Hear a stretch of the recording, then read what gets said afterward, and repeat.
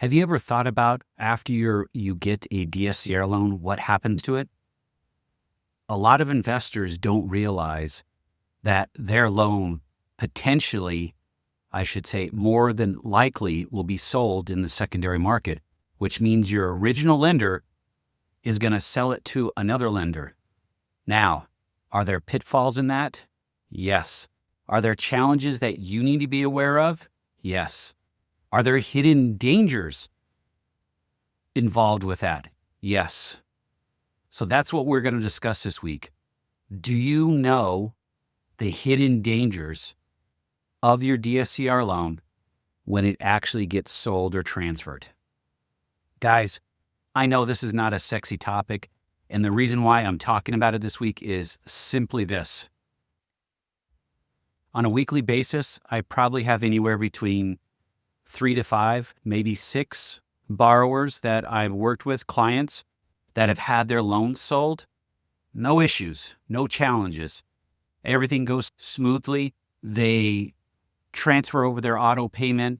Everything's good to the new lender. This week, I had one of those conversations with a borrower, a client of mine, that has, I'd say 4. I have not financed all his properties, but I would say at least I know of 4. He might have 6, but I need to check properties, all with the same lender, all being serviced by the same lender up until this point. And this call came around 7:30, 8 o'clock. He got a notification from one of his personal creditors. I think it was Cap One. I'm pretty sure it was Cap One. It says you have a new loan on your credit bureau, and then it walked through who the actual creditor was, the dollar amount, and so forth. And he called and was panicking because, 1, he didn't recognize the new lender, and 2, he says, wow, that's about the same dollar amount of the last property we closed. So as soon as we started going through the conversation, immediately I explained to him again. I said, I know you don't probably remember this. 6 months ago, it was a little bit longer than that there's a potential that your current lender would sell a batch of loans off. It happens every day. His response is, then why is this on my personal credit? And I said, that's a good question, but we have a solution to it. And once we started walking through the steps to make sure that he was, 1, properly notified, they have to do a transfer of sale, which they did. They documented who his original lender was, who the new lender was, and where he needs to send his monthly payments going forward. Everything's good there. The one thing that they did is they reported it to his personal credit bureau, even though it was closed in an LLC. Now, you're probably going to say, wait a minute, didn't he have to personally guarantee it? Yes, he did. So could they legally put it on his credit bureau? That's a whole nother conversation. It's a yes and a no.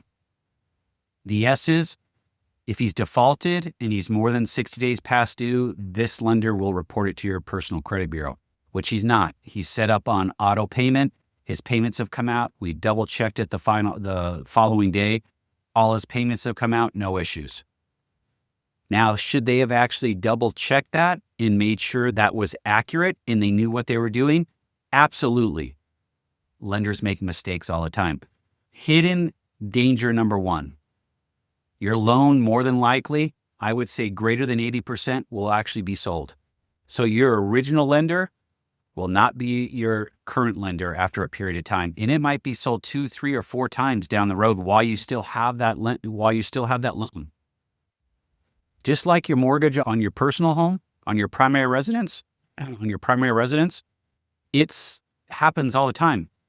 It's a batch of loans that they want to free up capital so they can go back to their warehouse lines or their investors and say, okay, we're going to sell $1.2 billion worth of loans and we're going to get X for that. Now we've got additional cash in our pocket. We've got profit. Now let's go originate some more loans, and it allows them to grow. People, and until I understood this after the first great meltdown in 2007 and 2008 of the housing market, I didn't understand the complexities of the secondary and tertiary markets in mortgages. They're called mortgage-backed securities, where they pretty much batch up and bunch up a bunch of loans together and then sell them off. They give it a credit rating for the actual whole portfolio or batch of loans they're selling, even though within that batch of loans, there's tiers. In that whole process, when you have billions of dollars and tens of thousands of loans being sold, there's mistakes to be had. This leads to number 2. You need to ensure that you are reading the documents that you're signing. When you're closing on a loan with a DSCr lender, make sure you understand the terms of the loan and what the lender can and cannot do. Because some lenders, even though you close in an LLC and you personally guarantee it through your name, they will still report those to the credit bureau, no matter if it's current or not. They want to hold you accountable. You need to work with another lender, because most lenders will allow you to close in an LLC. It becomes a business purpose loan, and they will not report it to your credit bureau. Positives and negatives. If you didn't have very much credit, adding that mortgage on there, great. Now they can see that you actually own investment properties and you're paying on time helps you. But if you've already got established credit and you already have your primary residence on there, you've already got a mortgage, this is impacting your debt to income ratio. This is going to impact you personally. So if you want to go out and get a car, or you want to get a second home, or you want to go get a boat or an RV, or even a credit card, that single loan is impacting your debt to income ratio when it shouldn't be. So be very cognizant of that. So I'm going to circle back to this investor's situation. So then once I found out who the new lender was, which I'm not going to mention here, and we go through that process. This has been an ongoing issue. I was able to get into some groups that are private that talk about these transfers specifically with this lender, and it finds out that, yes, this is an issue. So I went back to the original lender that we originated the loan with, made contact with a couple people in that department, and the first thing they told me is, yes, we've had issues with the transfers. And it seems like less than 5%, I'm pretty sure that's what he said, it was less than 5% of the loans got reported in error. But he says, hey, we've got a process in place that we can take care of this and move forward. He said it's going to probably take a week to 10 days, maybe 2 weeks on the outside, but we can get it resolved. Now, if you didn't have a great broker like myself, all joking aside, or somebody helping you as an investor, you need to actually call your prior mortgage company and ask and tell them exactly what happened so they could actually work with the new mortgage company. Or you could call the new mortgage company and let them know what's going on, and then they can go back and forth. But one thing I can tell you, it's all going to have to be documented in some type of writing. So whether it's an email, whether you have to upload a form to their new portal or to the portal for the new lender, or you actually have to call the old lender and be able to document it that way through an email or a letter, whatever the case is. But it can be resolved. In a little bit of a tidbit in here is knowing the terms of your loan when reading them before closing and signing would help, because it's a pretty large section to where they actually talk about how these loans get reported to the credit bureau and when they get reported to the credit bureau.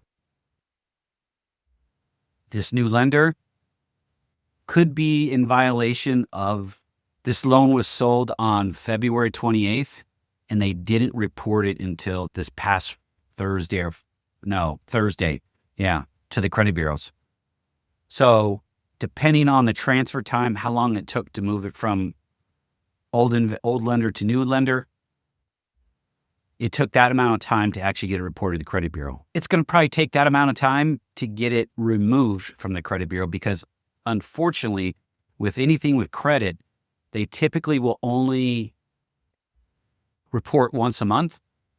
But if it's a dispute like this and it's a bona fide error, then they need to rectify it in a shorter window. And depending on what that dispute is, typically once they're notified, they have 30 days to respond, but they also need to make sure that they contact you, the impacted party, and tell you the steps that they're going to take. So typically, as soon as you submit that letter, they have 7 days to respond. Once that 7-day response window happens, then you have a window that's ticking for 30 days to get that done.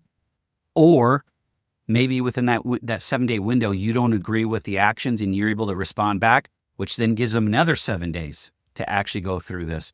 And this is what is called FCRA, Fair Credit Reporting Act. And you guys can go through this. It works the same way with business purpose loans as it does with individual loans itself. The reporting aspect works both ways.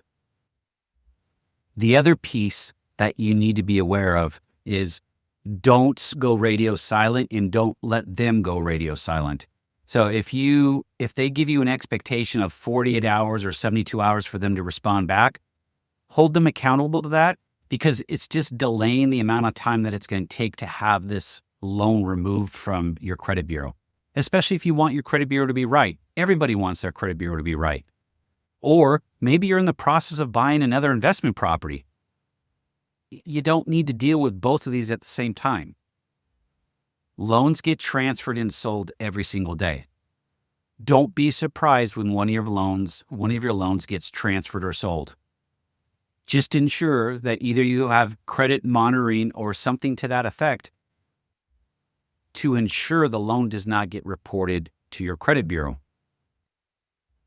But if you didn't read your terms at the time of closing and they have the ability to report it, even though you're current, then that's a whole nother game that you're going to have to go through. And that won't be fun. Because to get it removed from your credit bureau when it's truly being reported correctly is tough. And you're probably saying, I hear your voice now. What happened to the prior lender? Why didn't they report it? More than likely, they have a policy that states that they don't report it and they have the option to report it. And that is in your mortgage agreement. And so this new lender said, no, we report everything to credit bureaus, whether it be personal or business. As long as they're a personal guarantee, we're going to report it. You got to be careful on the verbiage in your note and pay attention to it before you close. And if you have questions, ask, get those answers. As they say, no question is dumb. Because it is your responsibility to know what the loan is going to do or not do for you. And it's also your responsibility to understand what you're getting into, because the bank is going to look to you if something actually happens.